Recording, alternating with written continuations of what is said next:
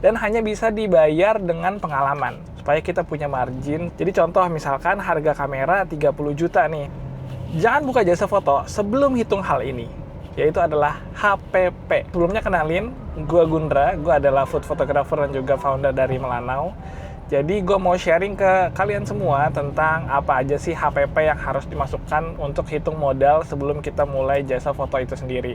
Jadi sebenarnya banyak banget nih menurut gue ya, orang yang buka jasa foto tapi sebenarnya mereka pun belum menghitung HPP. Karena itu yang gue lakukan dulu gitu, dan gue nggak mau orang-orang itu juga merasakan hal yang sama.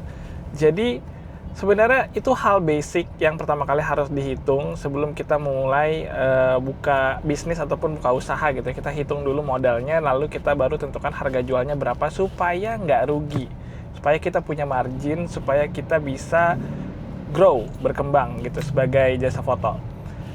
Ini berlaku buat teman-teman semua yang kalau mau buka jasa foto itu sebagai profesional, artinya dia sendiri yang foto, atau dia sebagai penyedia jasa foto. Jadi kita sebagai owner bisnis fotografinya gitu. Nah, yang pertama adalah biaya penyusutan alat. Jadi kita harus hitung dulu nih, maksudnya biaya penyusutan alat tuh kayak gimana. Misalkan kita punya ada kamera, kita punya lensa, lighting, memory card, terus laptop, terus tripod, light stand, modifier, dan masih banyak yang lainnya peralatan fotografi gitu ya. Itu kita hitung dulu semuanya, dan setiap alat itu kita rencanakan mau gantinya itu berapa lama sih, atau kita mau pakainya itu sampai berapa lama, sampai akhirnya kita beli alat yang baru dengan harga yang berapa. Jadi contoh misalkan harga kamera 30 juta nih, terus nanti kita mau rencananya dalam 5 tahun mendatang udah upgrade kamera baru. Artinya per bulannya kita harus saving 30 juta itu dibagi 5 tahun dibagi 12 bulan. Itu adalah biaya yang harus kita saving ataupun kita masukkan ke dalam HPP ataupun modal. Jadi setiap alat tuh dihitung gitu, karena masa pakainya kan beda-beda. Mungkin kalau kamera bisa sampai 3-5 tahun, mungkin kalau light stand bisa sampai 1,5 tahun sampai 2 tahun gitu. Lensa bisa 3 tahunan. Jadi kita hitung dulu tuh semua biaya penyusutan alat, sama nanti kalau udah ketemu itu kita tinggal bagi biaya per bulannya berapa. Itu satu. Nah, jadi yang kedua adalah biaya operasional. Nah, biaya operasional ini itu contohnya apa? Seperti biaya listrik, biaya subscription. Misalkan kita ngedit foto pakai Lightroom atau Photoshop atau Capture One, itu kan ada biaya langganan per bulan ya. Nah, itu adalah biaya operasional yang harus kita masukkan tuh, biaya subscription. Terus apa lagi? Contoh misalkan kuota admin, misalkan kita HP-nya beda nih supaya nggak mengganggu keperluan pribadi kita gitu ya nomornya. Jadi kita punya HP admin sendiri, kan butuh kuota, itu termasuk ke dalam biaya operasional.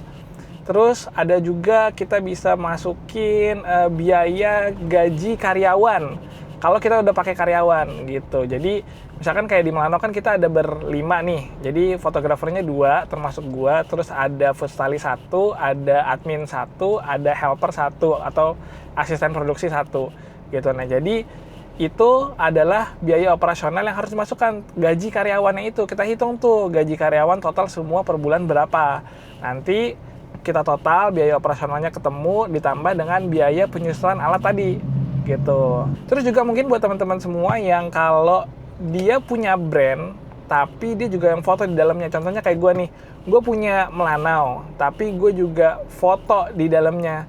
Kan secara nggak langsung tuh gue sebagai owner dari Melanau, tapi gue juga foto nih kadang-kadang. Nah, di situ gue memasukkan ada biaya bonus atau ya fee fotografer gitu ya, atau insentif dari fotografer itu sendiri, contohnya gue gitu. Nah, jadi itu juga termasuk ke dalam biaya operasional.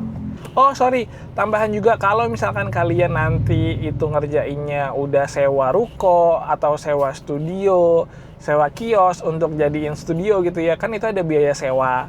Nanti ada biaya bayar IPL-nya misalkan, terus ada listriknya juga. Nah, itu juga termasuk ke dalam biaya operasional. Jadi biasanya yang cukup makan HPP-nya cukup besar itu disumbangsi dari si biaya operasional ini sendiri. Karena biaya operasional ini kan kita pakai supaya produksi kita supaya running terus gitu ya. Nah, yang ketiga, kalau akhirnya kalian milih kalian mau jadi professional photographer, artinya kalian nggak pakai brand, kalian cuma pakai nama aja untuk jualan jasa foto kalian, kalian wajib memasukkan biaya pengalaman. Nah, ini sebenarnya nggak bisa dihitung.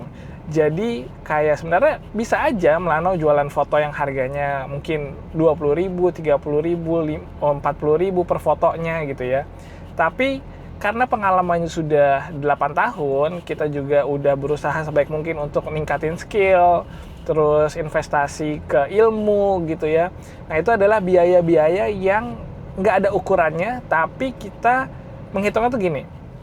Kita bisa create foto yang sulit mungkin bagi orang awam, tapi sebenarnya itu mudah buat kita gitu. Karena kita udah tahu flow-nya gimana, kita udah tahu sistem fotografi itu kerjanya kayak gimana. Nah, itu adalah biaya yang nggak bisa dihitung dan hanya bisa dibayar dengan pengalaman. Nah, itu kalian masukkan ke dalam biaya HPP-nya. Terserah itu mau berapa. Jadi kayak, ya ini gue worth kok dihargai sekian per fotonya, atau gue worth kok dihargai sekian per jamnya gue gitu. Jadi, biaya itu menurut gue juga harus jadi pertimbangan yang penting. Jadi nggak bikin diri kalian ngerasa pas lagi ngerjain proyek tuh, aku cuma dibayar sekian. Akhirnya pas ngerjain proyeknya mut-mutan, pas ngerjain proyek nggak terlalu niat, atau karena tahu bayarannya cuma sedikit, jadi kita ya udahlah cukup segini aja. Padahal pas kita ngerjain foto itu kita lagi ngerjain passion gitu. Kita suka, tapi passion yang berbayar gitu. Nah, jadi itu aja teman-teman semua yang harus kalian hitung, kalian masukkan ke dalam modal ataupun HPP di jasa foto kalian semua. Nah, jadi segitu aja dari Melanau untuk ngejelasin gimana cara menghitung HPP sebelum kalian mulai jasa foto. Kalau kalian suka dengan konten edukasi ini, jangan lupa like, comment, dan juga share sebanyak-banyaknya supaya orang lain juga tahu gimana caranya memulai jasa foto dengan benar.